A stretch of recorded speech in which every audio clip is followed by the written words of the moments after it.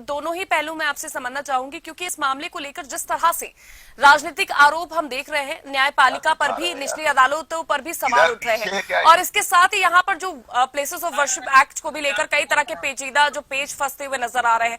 तो मैं दोनों ही स्थिति यहाँ पर समझना चाहूंगी कि आखिर ये घमासान और इसका समाधान निकलेगा कैसे। देखिए कीर्ति जी, मुझे लगता है कि सुप्रीम कोर्ट ने जो कहा है निश्चित रूप से वो सही तरीका है। और जिस तरह से कार्रवाई वहां हुई, पत्थरबाजी, तो पहले ही आपको न्याय संगत प्रक्रिया, जिसमें हम और आप पहले भी डिबेट कर चुके हैं, तो न्यायालय के आदेश पर अगर कोई आदेश हुआ था तो निश्चित रूप से वहां पत्थरबाजी की आवश्यकता नहीं थी। सर्वे की बात हो रही थी, आप उस समय सर्वे होने देते और अपने दूसरे तरीके से आप न्यायालय में जाते कि सर्वे को रोक दिया जाए। तमाम प्रॉपर्टी और तमाम विवादों में आदमी जाके हाई कोर्ट से चले आता है।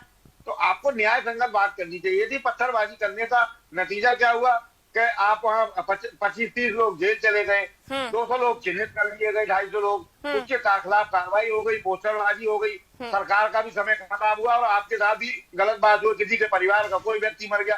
तो निश्चित रूप से एक संवैधानिक तरीके से अगर आदेश हुआ था तो आपको भी संवैधानिक प्रक्रिया अपनाते हुए उस क्रियाक्रम को करना चाहिए था, कार्यकलाप को करना चाहिए था निश्चित रूप से। और सुप्रीम कोर्ट ने जो आपकी बात कही, और एक 3 दिन का समय हम आपको देते हैं, आप पिटीशन दायर करिए। तो आप न्यायालय में भी यही कह सकते थे, जिला न्यायालय में भी कह सकते थे, लेकिन चलिए सुप्रीम कोर्ट का मामला आ गया है तो सुप्रीम कोर्ट, माननीय सुप्रीम कोर्ट ने जो बात कही उस पर अब सारे लोग शांत हैं, अब कोई बवाल नहीं कर रहा, क्योंकि आपकी बात को रखने का मौका दिया गया है ना। तो आप अपनी बात अगर रखने का समय नहीं मांगेंगे तो क्या आपको लगता है कि आपके दरवाजे पर चल के कोई आदमी आएगा कि आप हमें समय दे दीजिए, आप अपना पक्ष हमारे सामने रखिए। निश्चित रूप से एक संवैधानिक प्रक्रिया के तहत जैसे रखा गया है, आपको अपना पक्ष रखना चाहिए और अदालत जो फैसला देगी उसको सबको मानना चाहिए। आपने पत्थरबाजी किसके खिलाफ की?